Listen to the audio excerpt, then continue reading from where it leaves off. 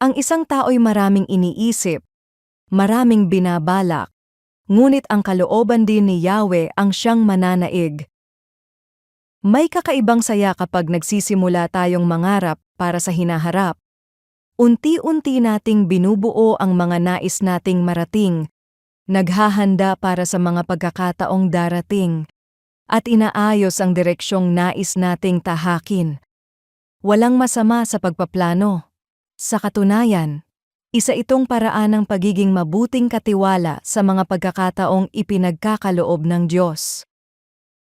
Ngunit habang mahusay tayong bumuo ng mga plano, ipinapaalala ng Proverbs chapter 19 verse 21 na hindi tayo ang may huling salita sa ating buhay. Hindi sinasabi ni Solomon na mali ang magkaroon ng maraming plano. Ang itinuturo niya ay may mas mataas na kalooban na gumagabay sa takbo ng lahat ng bagay. Ang ating kaalaman ay may hangganan, ngunit ang Diyos ay ganap sa karunungan. Kaya sa huli, ang kanyang kalooban ang mananaig.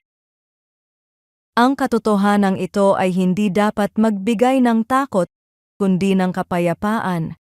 Hindi natin kailangang malaman ang lahat ng mangyayari upang makapagpatuloy ng may pagtitiwala.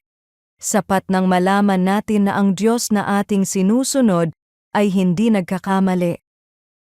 Kapag ang ating mga plano ay isinusuko sa Kanya, natututo tayong mamuhay ng may bukas na kamay, mas handang sumunod, kaysa igiit ang sarili nating kagustuhan.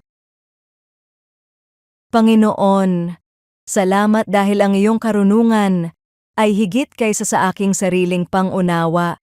Turuan mo akong magplano ng may pananagutan, ngunit mamuhay ng may pusong laging nagpapasakop sa iyong kalooban. Naway ang aking tiwala ay manatili sa iyo sa bawat hakbang ng aking buhay. Sa pangalan ni Jesus. Amen.